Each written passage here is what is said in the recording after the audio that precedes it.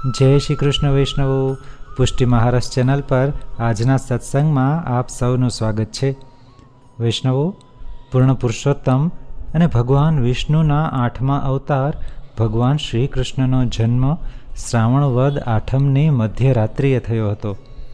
આજના સત્સંગમાં આપણે ભગવાન શ્રી કૃષ્ણના વ્યક્તિત્વનો પરિચય મેળવીશું અને શ્રી કૃષ્ણના જુદા જુદા સ્વરૂપોમાંથી પુષ્ટિ કૃષ્ણ કયા છે તે સમજીશું. તો આ પૂરો સત્સંગ આપ અંત સુધી સાંભળજો. આ સત્સંગ આપના માટે જરૂર એક દિવ્ય અનુભૂતિ બની રહેશે. અને જો આપ આ ચેનલ પર નવા હો તો આ ચેનલને સબસ્ક્રાઈબ કરી લેજો અને વિડીયો જોતા હોય તો નીચે લાઈક અને બીજા વૈષ્ણવોના ગ્રુપમાં જરૂરથી શેર કરજો. અને નીચે કમેન્ટ બોક્સમાં મને જય શ્રી કૃષ્ણ લખી મોકલવાનું ભૂલતા નહીં. તો ચાલો શ્રી કૃષ્ણના દિવ્ય ચરિત્ર ઉપર આજનો આપણો સત્સંગની શરૂઆત કરીએ. શ્રી કૃષ્ણ કનૈયા લાલ કી જય. કૃષ્ણ જે નામમાં જ આકર્ષણ સમાયેલું હોય અને આ આકર્ષણ પણ એવું દિવ્ય જે અનંતકાલથી જનમાનસ પર છવાયેલું હોય. કૃષ્ણ ચરિત્ર જેટલું મોહક છે તેટલું જ રહસ્યમય, જેટલું ચંચળ છે તેટલું જ ગંભીર, જેટલું સરળ છે તેટલું જ જટિલ. માનો પ્રકૃતિનું દરેક રૂપ તેના વ્યક્તિત્વમાં સમાહિત હોય. કૃષ્ણ દરેક રૂપમાં અદ્ભુત છે. વૃંદાવનના રાસ રમતો કાનો હોય કે મુરલી વગાડતો વગાડતો ગાયો ચરાવતો કાનો હોય, કોઈ ગોપીઓના ઘરે જઈ માખણ ચોરી કરતો કાનો હોય કે યશોદાજીને સતાવતો નટખટ કાનો હોય. મુરલી મનોહર, નંદનંદન, રાધે કૃષ્ણ હોય કે દેવકી નંદન, દ્રૌપદીના સખા કે પાંડવોના તારણહાર વાસુદેવ કે દ્વારિકાધીશ, તે રાધા અને ગોપીઓનો વિરહ પણ છે અને તેની આરાધના પણ. તે સૂરદાસજીની દ્રષ્ટિ છે તો રસખાનજીનું અમૃત પણ. પરંતુ પોતાના દરેક રૂપમાં પૂર્ણ અને અનંત. વસુદેવ સુતમ દેવમ કંસ ચાણૂરમર્દનમ દેવકી પરમાનંદમ કૃષ્ણમ વંદે જગદગુરુમ. અર્થાત વાસુદેવજીનો પુત્ર, દેવોના દેવ, કંસ અને ચાણૂરને મારવાવાળા, દેવકીને અપાર આનંદ આપવાવાળા શ્રી કૃષ્ણ, તમે આ વિશ્વના સૌથી મોટા અને શ્રેષ્ઠ ગુરુ છો. અર્જુન દ્વારા કરવામાં આવેલી આ સ્તુતિ ખૂબ જ ખાસ છે. પરંતુ શું તમને ખબર છે કે શ્રી કૃષ્ણને દુનિયાના સર્વશ્રેષ્ઠ ગુરુ શું કામ કહેવામાં આવે છે? તેનું મુખ્ય કારણ છે કે તેઓએ પોતાના કર્મો દ્વારા એવા ઉદાહરણો આપ્યા જે દરેક વ્યક્તિ માટે પ્રેરણાદાયી છે. કુરુક્ષેત્રના યુદ્ધમાં જ્યારે અર્જુન સામે પોતાના પરિવારજનોને જોઈને શસ્ત્રો હેઠા મૂકી દે છે અને તેના ગાત્રો શિથિલ થઈ જાય છે, તેનામાં હવે યુદ્ધ કરવાનો જોશ ખતમ થઈ જાય છે, ત્યારે ભગવાન કૃષ્ણ ગીતાના માધ્યમ દ્વારા ફક્ત અર્જુનને જ નહીં પરંતુ પૂરા સંસારને જાગૃત કરે છે અને સંદેશો આપે છે કે હે મનુષ્ય, તું ફક્ત કર્મ કર. ફક્ત કર્મ કરવું જ તારા હાથમાં છે. ફળની આશા ન રાખ. એ તું મારા પર છોડી દે. અને પોતાના વિરાટ સ્વરૂપનું દર્શન અર્જુનને કરાવ્યું અને તેનામાં ફરીથી યુદ્ધ કરવાનો જોશ જગાવ્યો. આમ ભગવાન શ્રી કૃષ્ણ આપણા બધાના મોટિવેશનલ ગુરુ છે. આવા ભગવાન શ્રી કૃષ્ણના જન્મદિનને જન્માષ્ટમીના નામથી સમગ્ર દેશભરમાં ઉજવવામાં આવે છે. મંદિરોમાં અને હવેલીઓમાં શ્રાવણ વદ 8મની રાત્રે 12 વાગ્યે કૃષ્ણ જન્મના દર્શન થાય છે, આરતી થાય છે, કીર્તનો ગવાય છે. ઘણા શહેરોમાં યુવાઓ દ્વારા દહીં હાંડીનો ઉત્સવ ઉજવાય છે. શ્રી કૃષ્ણ બાળપણમાં પોતાના સખાઓ સાથે જેવી રીતે ગોપીઓને ઘરે જઈને માખણ ચોરી કરતા, તેની યાદરૂપે આ દહીં હાંડીનો ઉત્સવ ઉજવવામાં આવે છે, જેમાં ઊંચે બાંધેલી માખણની મટકી ફોડવા કેટલાય યુવાનોના ગ્રુપ વચ્ચે હરીફાઈ યોજાય છે અને પછી મટકી ફોડીને સૌ ભાવિકોને પ્રસાદ વહેંચાય છે. અને નંદ ઘેર આનંદ ભયો જય કનૈયા લાલ કી ના નાદથી વાતાવરણ ગુંજી ઉઠે છે. પુષ્ટિમાર્ગીય હવેલીઓમાં વધાઈઓ અને કીર્તનોની રમઝટ બોલે છે. દૂધ, દહીં, માખણ અને મિશ્રીની છોડ ઉડે છે અને આપણે અનુભવ કરી શકીએ કે ગોકુલમાં કૃષ્ણ જન્મ વખતે કેવું વાતાવરણ હશે.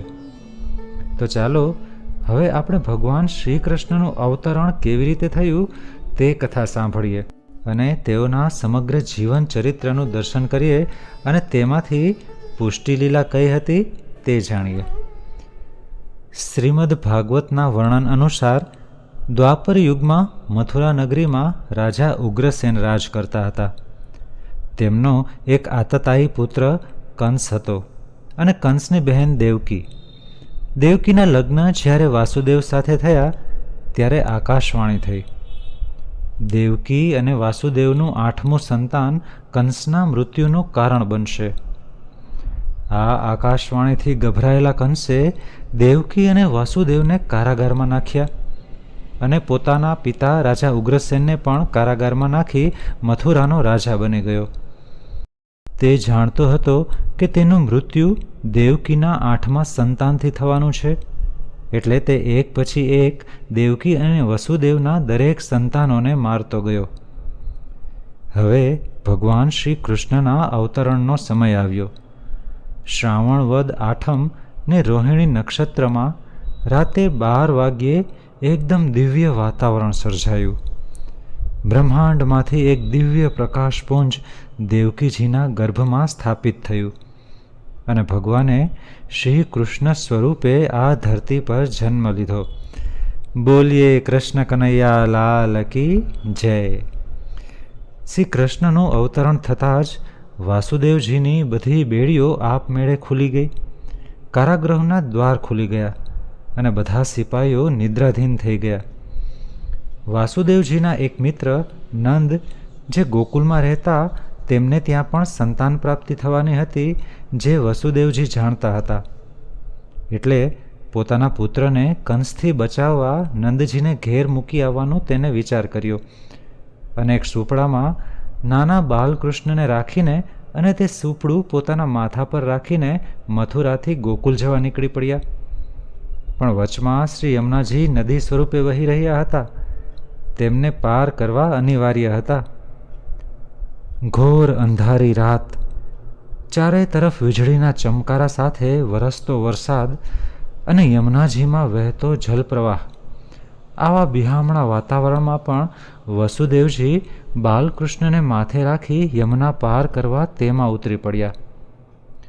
વરસતા વરસાદથી નાના બાલકૃષ્ણને બચાવવા શેષનાગજી તેની ઉપર છત્ર બની જાય છે. યમુનાજીનો જળ પ્રવાહ સતત વધતો જ જાય છે. વધતા વધતા છેક વાસુદેવજીના માથા સુધી પહોંચી સૂપડામાં મંદ મંદ મુસ્કાઈ રહેલા બાલકૃષ્ણ સુધી પહોંચી જાય છે. પરંતુ આ શું? જેવો યમુનાજીનો જળ પ્રવાહ નાના બાલકૃષ્ણના ચરણોને સ્પર્શે છે કે તરત જ ઊંચે ચડેલા પાણી નીચે ઉતરી જાય છે અને યમુનાજી વસુદેવજીને આગળ જવા રસ્તો કરી આપે છે. જાણે તે પણ પ્રભુના ચરણ સ્પર્શ કરવા જ ન ઝંખતા હોય. પછી વસુદેવજી ગોકુલ પહોંચી નંદજીને આ બાલકૃષ્ણ સોંપી દે છે અને નંદજી અને યશોદાને ત્યાં જન્મેલી બાળકીને લઈને પાછા મથુરા કારાગૃહમાં પહોંચે છે. કંસને જ્યારે સમાચાર મળે છે કે દેવકીને ત્યાં 8મા સંતાનનો જન્મ થયો છે તો તેને મારવા તે દેવકી પાસે પહોંચે છે અને તે બાળકીને જ્યાં મારવા જાય છે ત્યાં આકાશવાણી થાય છે કે કંસ તને મારવાવાળો તો જન્મ લઈ ચૂક્યો છે અને ગોકુલ પહોંચી ગયો છે. આ બાજુ ગોકુલમાં મહામહોત્સવ ઉજવાઈ રહ્યો છે. નંદજી અને યશોદાજીના ઘરે વર્ષો પછી પારણું બંધાયું છે. સૌ રજવાસીઓ તો જાણે પોતાના ઘરે બાળકનો જન્મ થયો હોય તેવી ઉજવણી કરી રહ્યા છે. નંદ ઘેર આનંદ ભયો જય કનૈયા લાલ કી, હાથી દિયે ઘોડા દિયે ઓર દિયે પાલખી. નંદજી સૌને માગે તે આપી રહ્યા છે. કોઈને હાથી, ઘોડા, ગાયો, ઝવેરાત, આભૂષણો. નંદજીએ પોતાનો ભંડાર સૌ માટે ખુલ્લો મૂકી દીધો છે. કેમ ન હોય? 3 ભુવનનો નાથ તેમને ત્યાં પધાર્યો છે. ચારે બાજુ માખણ, દૂધ, દહીં, છોડો ઉડી રહી છે. ચારે તરફ અવિસ્મરણીય આનંદ પથરાઈ ગયો છે. અને પછી શરૂ થાય છે નટખટ કાન્હાની વ્રજલીલા. વૈષ્ણવો, બાલકૃષ્ણની દિવ્ય વ્રજલીલાનું દર્શન આપણે આવતા સત્સંગમાં કરીશું. ભગવાન શ્રી કૃષ્ણની બધી લીલાઓ પર સત્સંગ કરતાં વિડીયો લાંબો થતો હોવાથી 2 ભાગમાં સમગ્ર જીવન ચરિત્ર આવરી લીધું છે. તો હવે પછીનો વિડીયો સાંભળવાનું ચૂકતા નહીં. અને તે માટે આ ચેનલ સબસ્ક્રાઈબ કરવાની બાકી હોય તો હમણાં જ કરી લેજો, એટલે બીજો વિડીયો જ્યારે અપલોડ થાય એટલે તુરંત આપને મળી જાય. આજના સત્સંગને અહીં વિરામ આપીએ. સર્વે વહાલા વૈષ્ણવોને જન્માષ્ટમીની અગ્રિમ વધાઈ.